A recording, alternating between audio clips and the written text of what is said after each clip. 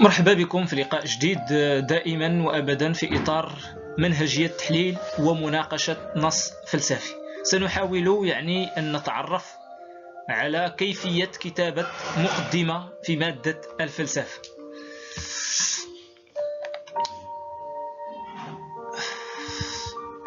طيب، إذن سنحاول أن نركز الاهتمام ديالنا على مطلب الفهم أو ما يسمى بالمقدمة، وذلك من خلال تناول العناصر أو المحاور التالية. أولا غنحاولوا نتعرفوا على وظيفة المقدمة، بمعنى شنو الوظيفة اللي كتقوم بها والتي تقدمها المقدمة في إطار المقال الفلسفي ديالنا. ثم بعدها غنحاولوا نتعرفوا على شنو المكونات ديال المقدمة، ثم بعدها ننتقل للتعرف كذلك على أشكال المقدمات أو تلك الاستراتيجيات التي من خلالها يمكن لنا أننا نكتب واحد المقدمة في مادة الفلسفة. ثم أخيرا غنختموا اللقاء ديالنا بطبيعة الحال بنموذج تطبيقي. طيب، إذا العنصر الأول وظيفة المقدمة، بإمكاننا أن نطرح هنا سؤال: لما المقدمة؟ علاش حنايا كنكتبوا كاع المقدمة أو المقدمة التي يجب أن نقوم بها والتي يجب أن نكتبها؟ شنو الوظيفة اللي كتأديها؟ إذن للمقدمة مجموعة من الوظائف اللي من بينها وظيفة نفسية تواصلية. هذه الوظيفة النفسية التواصلية كتمثل في أن المقدمة ديالنا خصها تثير الانتباه ديال القارئ وتشوقه وتهيئ العقل تاعو من أجل القراءة واحد الموضوع أو معالجة واحد الموضوع معين. وبالتالي يجب علينا أن نتجنب تلك المقدمات التي تبدأ بينتمي أو يتقوقع أو يتأثر النص ضمن مجزوءته بالتحديد إلى غير ذلك. لماذا؟ لأنها ما كتلعبش هذا الدور ديال إثارة الانتباه ديال القارئ وكتشوقه، وإنما كتعطيه فكرة بأن المترشح أو التلميذ الذي يكتب هو لا يمتلك أدنى القدرات باش يكتب واحد المقال فلسفي، وبالتالي كتكون حجة ضد هذا التلميذ. ثم الوظيفة الثانية متمثلة في الوظيفة الحجاجية، وهو أن المقدمة كنحاولوا نقدموا فيها مبررات التي تقنع القارئ اللي هو الأستاذ المصحح باش بأهمية وضرورة هذا الإشكال الذي نحن بصدده، الذي قد يتمثل في قيمة الشخص أو هوية الشخص أو الشخص في الضرورة والحرية، بين الضرورة والحرية، أو قد يتمثل في معايير الحقيقة إلى غير ذلك من الإشكالات.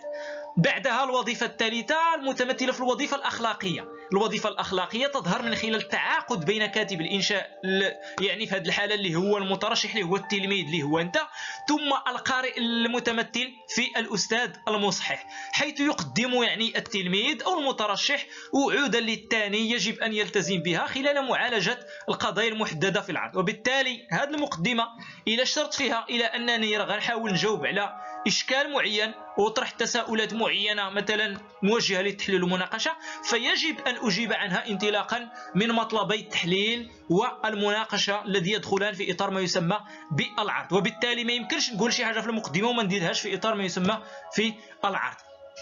الوظيفة الثالثة المتمثلة في وظيفة منهجية. الوظيفة المنهجية فالمقدمة، فالكاتب أو المترشح أو التلميذ فهو يعطي من خلال هذه المقدمة واحد الخريطة ديال التاريخ أو واحد البوصلة ديال التاريخ واللي كيشير فيها من المحطات ديال هذا المقال. بمعنى غنجاوبوا في البداية على السؤال كذا وكذا، بعدها غننتقلوا للسؤال كذا وكذا، ثم سننتقل بعدها للجواب على السؤال كذا لنختم بكذا وكذا. هذا ما يسمى بالمقدمة، أو هذا كما قلنا يدخل في إطار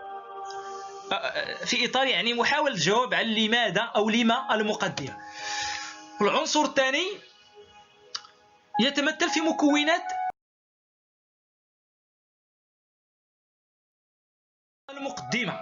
إذا نريد أن نكتب مقدمة، فشنو هي المكونات التي يجب أن تتضمن في هذه المقدمة؟ بطبيعة الحال عندما نعود للأطر المرجعية الخاصة بمادة الفلسفة الصادرة في سنة 2014، أو حتى بالضبط عندما نعود لعناصر الإجابة اللي كترسل الأساتذة المصححين يوم الامتحان باش يصحوا الامتحانات الوطنية، شنو كانوا وجدوا؟ ها هي أمامكم في الأعلى على المستوى اليسار ويمكن توزيع نقاط الفهم كالتالي. بمعنى شنو العنصر اللي خصني نذكر في هذه المقدمه؟ خصني نذكر الموضوع ديال النص، بمعنى شنو المفهوم، بمعنى شنو الدرس، واش هو ديال الشخص، واش هو ديال التاريخ، واش هو ديال الغير، واش النظريه والتجربه، واش الحقيقه، واش العلوم الانسانيه، واش الدوله والحق والعداله، الى غير ذلك من المواضيع او الى غير ذلك من المفاهيم او الدروس.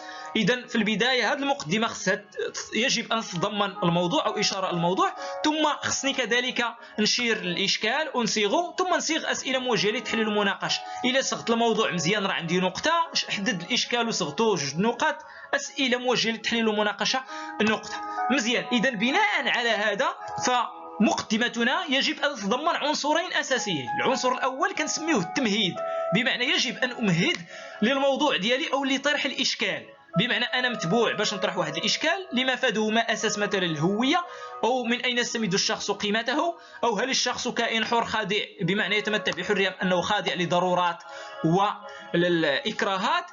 فيجب في البدايه قبل ان اطرح هذا المشكل او هذا الاشكال يجب ان امهد لطرح هذا المشكل او هذا الاشكال، وبالتالي خصني نخلق المبررات المناسبه باش نطرح هذا الاشكال. اذا التمهيد الدور تاعو فهو عندما تود أن تفاتح شخصا ما في موضوع ما، فإنك أولا تجتهد لترتيب عناصر الموضوع جيدا بينك وبين نفسك. ويشترط في هذا التمهيد أنه يتضمن موضوع النص. إذا ما دور التمهيد؟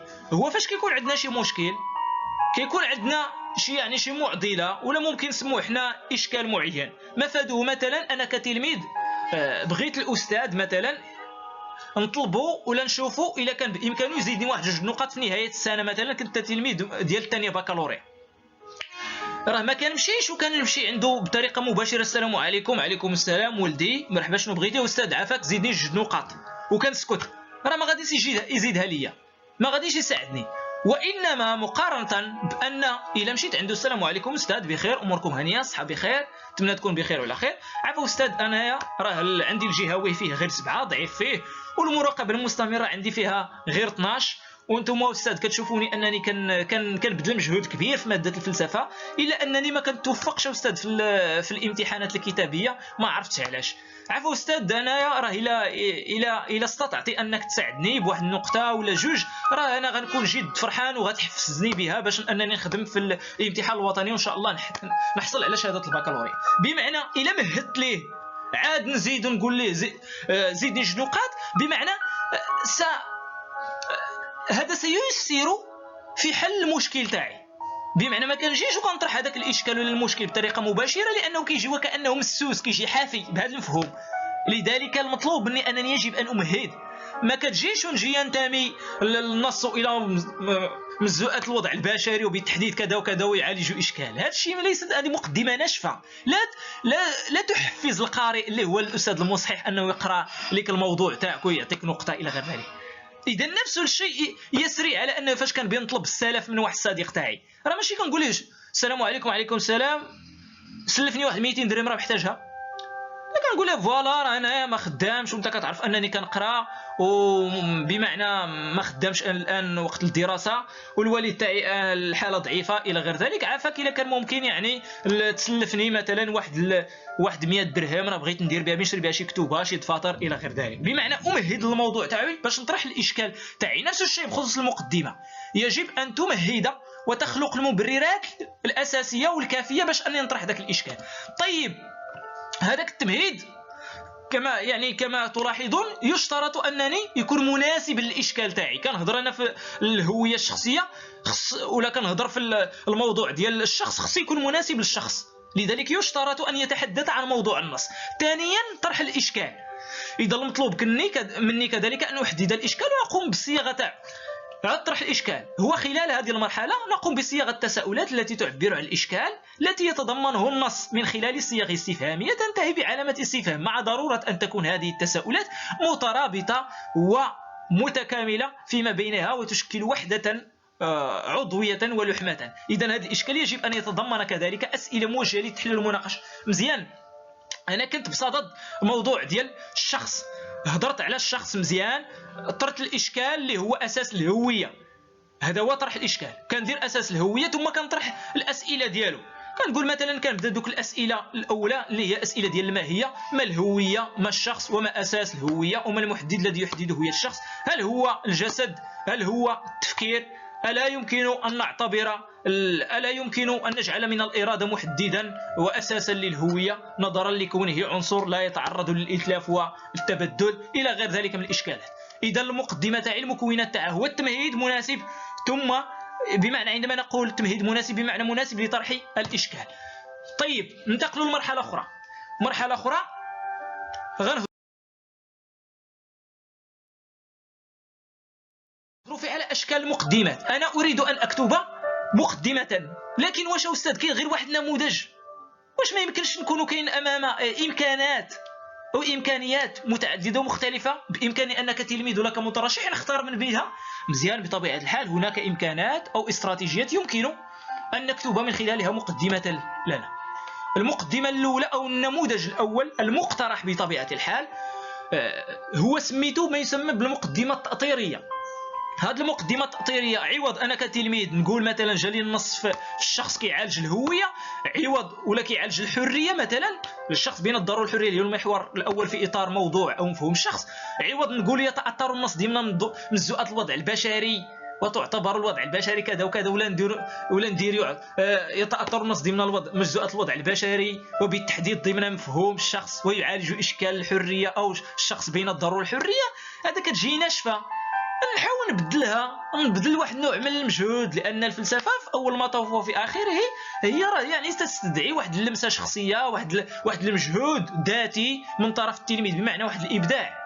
لأننا فاش كندير هذيك المقدمة يتأطر ونكون على يقين أن 80% ولا 90% ديال التلاميذ ولا المترشحين ديال البكالوريا في المغرب راه كاتبين بها، وربما كتكتب نفس المقدمة اللي كاتب صاحبك إلى غير ذلك، ولا غير في نفس القسم فاش كدوز نتايا إلا كان فيه 30 واحد راه كاينين تما 10 الناس ولا 15 واحد كاتب هذيك المقدمة تاع يتأطر. وبالتالي خصنا نخلق واحد النوع من بمعنى نكتب واحد الأسلوب نخلق به واحد النوع من التميز باش نحصل على نقطة.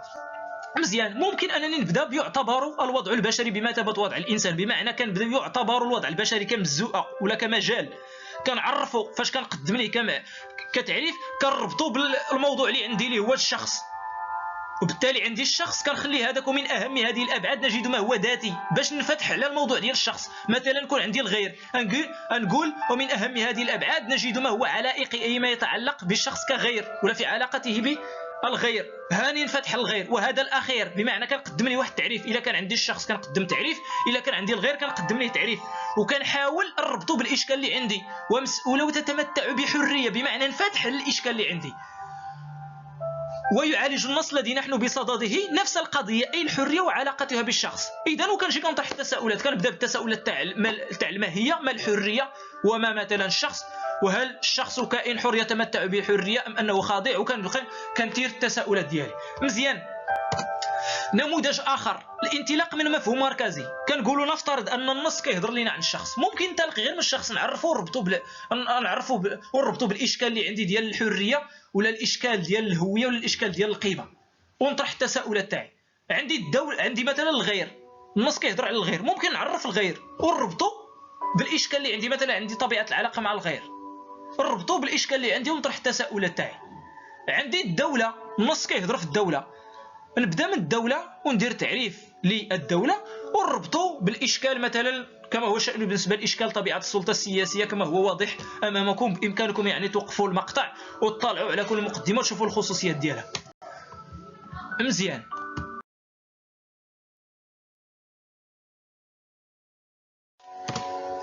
مزيان، ننتقلوا لواحد الشكل آخر اللي سميناه ما يسمى يعني بالمقدمة بانطلاقا من السياق التاريخي. كيكون عندي واحد المفهوم معين، مثلا عندي الشخص، عندي الغير، عندي العلوم الإنسانية، عندي الحقيقة، نظرية وتجربة إلى غير ذلك. كنحاول يعني ندير واحد المقدمة انطلاقا من سياق تاريخي، بمعنى كنحاول نأرخ لهذا المفهوم. بالنسبة مثلا للغير ممكن نبرز كيف أن الغير لم يبرز يعني في الفلسفة اليونانية والفترة اليونانية، كما لم يبرز يعني في الفترة الوسيطية، وإنما قد برز يعني في الفترة الحديثة مع فريدريك هيجل إلى غير ذلك. نفس الشيء بخصوص الإنسانية، العلوم الإنسانية ممكن مثلا باش يكون عندي النص مثلا جاني كيهضر على العلوم الإنسانية بالنسبة للناس ديال الأدب والعلوم الإنسانية، ظهرت العلوم الإنسانية في أواخر القرن 19 بعد أن كانت العلوم الطبيعية قد قطعت أشواطا طويلة في ترسيخ قواعد المنهج العلمي، وقد وضع هذا الدور المتأخر العلوم الإنسانية في وضعية المقارنة الدائمة على مستوى المنهج مع الأخ الأكبر علوم طبيعية، وحيث أن موضوع هذه علوم الطبيعة هو الظواهر الطبيعية، في حين تنكب العلوم الإنسانية على الظواهر الإنسانية. فقد قيل في معرض المقارنة إن الظواهر الطبيعية تفسر بينما الظواهر الإنسانية تفهم. بمعنى شفتوا معايا كيفاش أنني انفتحت من خلال الرخت المفهوم اللي عندي، وحاولت نفتح على الإشكال ديال الإشكاليات أو إشكال المنهج في العلوم الإنسانية، وكنجي وكنطرح التساؤلات تاعي. ما عليناش. نموذج آخر، نموذج من خلال التقابل، كنحاول إما كندير بمعنى أي وضعية فهي قابلة للقراءة من واحد الزاويتين مختلفتين متقابلتين. أنا غنحاول ندير التقابل بطريقة سهلة انطلاقا من مفهومين، بمعنى كنحاول نقابل ما بين جوج المفاهيم. مثلا افترضوا معايا جاني النص كيهضر على النظريه والتجربه اللي هو الدرس ديال النظريه والتجربه كدرس اول في اطار المجزوءه الثانيه اللي هي المعرفه، كيهضر على النظريه والتجربه.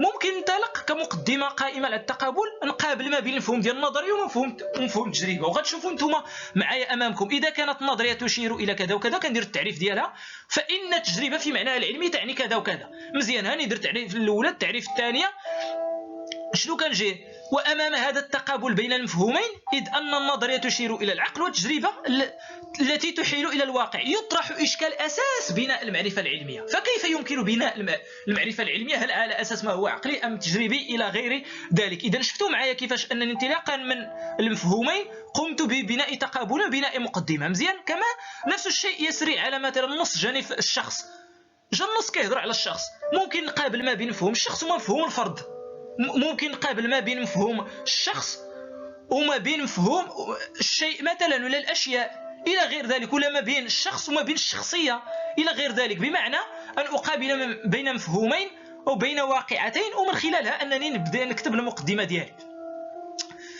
مزيان.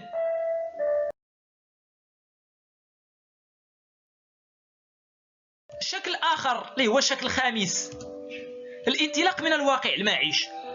نبدا يعني من وضعيه معيشيه ولا ننطلق من من الواقع المعيشي ديالي، اللي هو واحد النموذج هو امامكم دائما ما يتردد على مسامعنا مفهوم الحريه. فكل انسان يرفع شعار الحريه اينما وجد، المراه في وجه زوجها، الطفل ازاء به، الطالب على استراتيجيه الدوله، الاقليه المقاومه الاقليه في مقاومه الاغلبيه، وهكذا دوالي.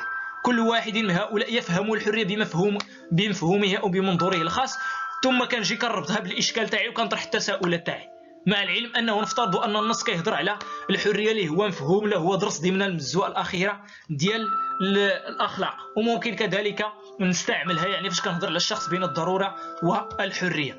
الشكل السادس، الانطلاق من رحله ادبيه.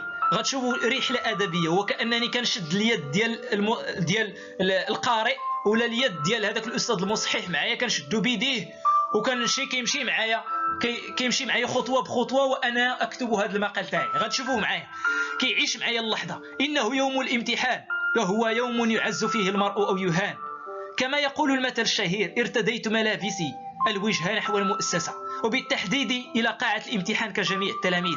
كل نشاط وحيويه، لانه يوم الامتحان ماده الفلسفه، ماده طالما استمتعت بها وفي اطارها اشعر بانسانيتي وانفرادي عن الكائنات الاخرى، نظرا لدعوتها لإعمال العقل، كما دعا إلى ذلك الفيلسوف الألماني كانت: يا أيها الإنسان تجرأ على استعمال عقلك. رن الجرس ووزعت الأوراق، فإذا بي أقرأ نص الامتحان قراءات فاحصة. مزيان. إلى حدود هنا شوفوا معايا كيفاش نفتح على الموضوع ديال النص. مثلا النص هو كيهضر على الهوية، على الموضوع الشخص والإشكال ديال الهوية، وهو نص يجعل من الإنسان موضوعا له. هو كيدرس الانسان اذ يدرسه في بعده الذاتي، بين قوسين الشخص. هاني نفتح على الشخص. افترضوا معايا انه كيهضر على الغير، اذ يدرس الانسان في بعده العلائقي، بين قوسين الغير والمرتبط بطبيعه العلاقه مع الغير، او في ضروره وجود الغير، او في معرفه الغير الى غير ذلك. اذا ما دام انه كيعالج النص تاعي مثلا اساس الهويه والمرتبط باساس هويته، ومنه يحق لنا ان نتساءل ما الشخص وما الهويه وعلى ماذا تقوم هويه الشخص وهكذا دوالي. اذا شفتوا معايا الله يرضي عليكم كيفاش جبت معايا هذاك القارئ، شديت البليه تاعو وغادي معايا خطوه خطوه وانا محفزو ومشوقو، وكيحصل ليه الشرف انه يقرا المقال تاعي لانني بديت واحد المقدمه محفزه جدا. اذا هذه نماذج بامكانكم يعني ان تكتبوا من خلالها. بطبيعه الحال كاين نماذج كثيره جدا، من بينها يعني المقدمه بالتضمن الى غير ذلك. نتوما كتشوفوا واحد النموذج معين، شكون اللي كيفرض عليا النموذج؟ بمعنى كنشوف الامكانات اللي عندي والقدره تاعي، وكنشوف الموضوع اللي جا فيه النص تاعي ولا السؤال ولا القول الى غير ذلك. مزيان، الان غننتقل لواحد نموذج تطبيقي. نموذج تطبيقي هو يعني هذا النص اللي امامكم جاء يعني في الامتحان الوطني الدوره العاديه ديال 2017. مثلا النص راه كتشوفوا معايا هو امامكم، بامكانكم توقفوا المقطع وتقراوه، ما غاديش نحاول نقرا ونخوض في التفاصيل لانني الوقت خفت نطول عليكم. اذا حلل النص وناقشه، او حلل النص وناقشه. افترضوا معايا هو النص قريته مزيان، راه كيبدا بما اساس هويه الشخص، بمعنى انه كينتمي لمجزوءات الوضع البشري، موضوع ديال الشخص، ثم اساس هويه الشخص. طيب نفترضوا معايا على مستوى المسوده اللي هي ورقه الوساخ. بطبيعه الحال يكون عندي واحد النص، راه ماشي كنجي وكنكتب المقدمه. المقدمه راه هو بالرغم انه كونها اول ما تكتب راه هي اخر ما ينجز، بمعنى واخا كتبدا بها المقال كتبان لك في البدايه ديال المقال، لكن راه هذيك المقدمه راه اخر حاجه ممكن ننجزها راه هي المقدمه. لماذا؟ لانني في البدايه فاش كيطيح عليا النص راه خصني نقراه مزيان، نقرا قراءه اولى وثانيه وثالثه ورابعه، وكل قراءه عندها واحد الوظيفه معينه. علاش؟ لان النص راه خصني كيعتبرني الا قريت واحد القراءه واحده وحاولت نخرج المفاهيم والافكار والاطروحه راه يستحيل ذلك. علاش؟ لان النص هو كيعتبرني واحد الغريب، وبالتالي راه الغريب راه ماشي غير يجي وكيعاود لك الاسرار تاعو، راه خصك تقراه المره الاولى والمره الثانيه، بمعنى تربط مع واحد ما يسمى يعني استعاريا بواحد العلاقه حميميه باش يبوح لك بالاسرار تاعو. وبالتالي في الورقه ديال الوساخ نقرا النص مزيان، نقرا قراءه نعرف ان فيها غير التاثير تاعو، نشوف اش من مجزوءه، اش من موضوع، اش من محور، بمعنى اش من اشكال، ثم نشوف شنو هو الاشكال اللي كيحاول يعالجو، شنو المفاهيم اللي فيه، شنو الافكار ديالو، شنو الاليات الحجاجيه، المناقشه، نخرج العناصر الاساسيه اللي كتبرز القيمه، اللي كتبرز الحدود، شنو المواقف اللي ممكن نستثمرها. بمعنى راه الوساخ راه ما يمكنش نكتب واحد المقال فلسفي من دون توفير هذوك ما يسمى بالماده الخام. باش نبني واحد الدار اللي هي المقال راه خصني ضروري نجيب البريك ونجيب السيما ونجيب الحديد ونجيب الكياس الى غير ذلك. راه نفس الشيء يعني يرتبط بهذه المعطيات الخام. باش نكتب مقال ضروري خصني نحط الاشكال تاعي في الوسخ، ونحط المفاهيم اللي عندي، ونشوف الافكار والاطروحه الى غير ذلك. افترضوا معايا هو الوسخ تاعنا، حللنا النص، حطينا المعطيات الخام تاعنا في الوسخ، ما غنخرجش في هذه التفاصيل لان الاغلبيه ديال هذه التفاصيل تاع المعطيات الخام جبتها من ما يسمى يعني كما جاءت في اطار ما يسمى بالعناصر الاجابه ديال الامتحان الوطني. مزيان، هاني حطيتهم في الوسخ، دونك كل ما احتاجه لكتابه مقدمه عندي، هذاك الاشكال اللي غنحتاج راه عندي. مزيان، غنجي غنكتب المقدمه. اذا شنو النوع ولا النمط ديال المقدمه ولا الشكل ديال المقدمه اللي خصني نكتبو؟ غنشوفوا الشكل، لكن قبل ذلك نشوفوا عناصر الاجابه شنو جا فيها ديال المقدمه ديال مطلب الفهم. مطلب الفهم فيه 4 ديال النقاط. ينتظر من المتعلم في معالجته للنص ان يعبر عن ادراك وموضوعه، بمعنى ان يعبر عن ادراك موضوع النص اللي هو ماذا؟ الموضوع هو مفهوم الشخص. اذا من خلال التمهيد ولا المقدمه ديالك خص تعبر وتقول بانه يعني المقدمه تكون تدور حول الشخص، وان يصيغ او ان يصوغ اشكاله المرتبط بالهويه، وان يطرح الاسئله الموجهه للتحليل والمناقشه من قبيل ما الشخص وما الهويه وما اساس الهويه الشخصيه، هل هو اساس جسدي ام عقلي، وهكذا دواليك، بمعنى نطرح اسئله موجهه للتحليل والمناقشه. مزيان، بخصوص هذاك التوزيع ديال النقط، تحديد الموضوع نقطه، تحديد الاشكال وصياغته جوج نقط، صياغه اسئله موجهه للتحليل والمناقشه، بمعنى هذا الشيء خصو يتضمن في المقدمه تاعي. اجوا معايا تشوفوا كيفاش ممكن نضمن هذا الشيء في المقدمه تاعي.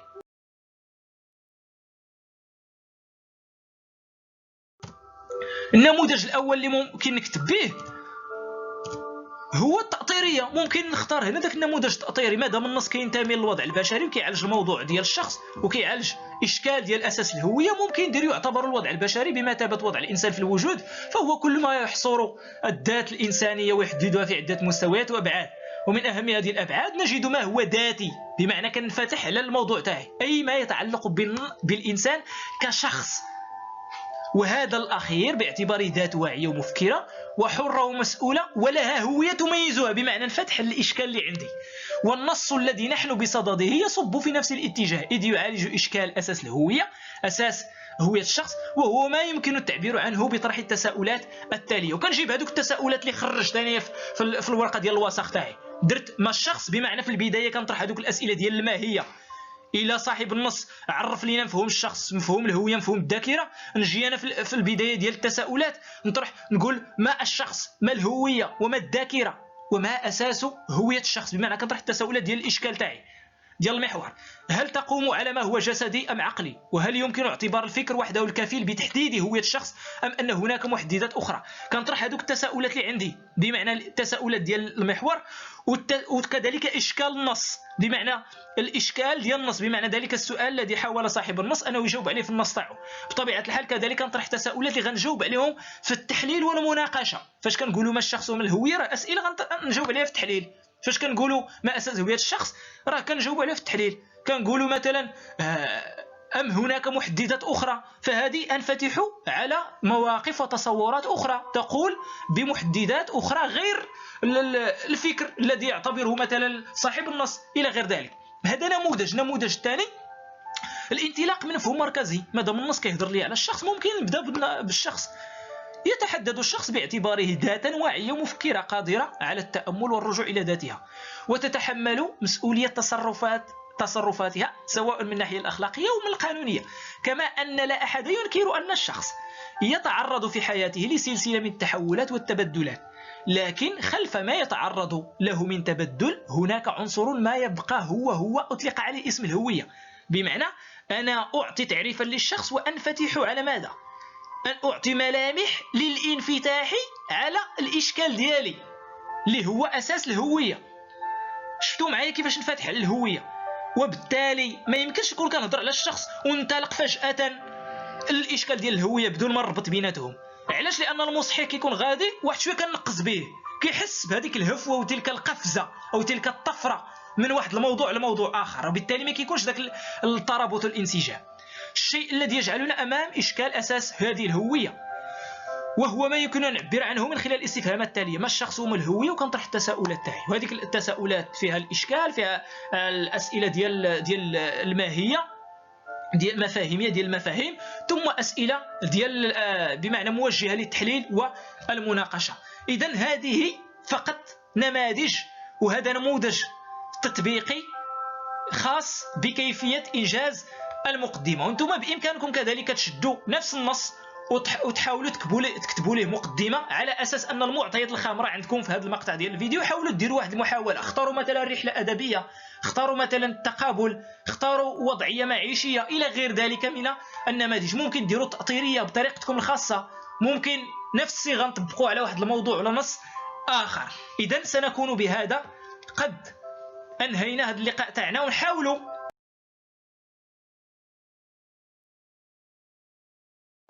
يعني أن نلتقي في لقاء قادم إن شاء الله نخصصه لكيفية تحليل النص، بمعنى نحاولوا كيفاش نتعرفوا فيه، كيفاش نشتغلوا على النص، نخرجوا المفاهيم، الأطروحة، الأفكار إلى غير ذلك. إذن إلى ذلك الحين أو إلى ذاك الحين دمتم محبين للحكمة.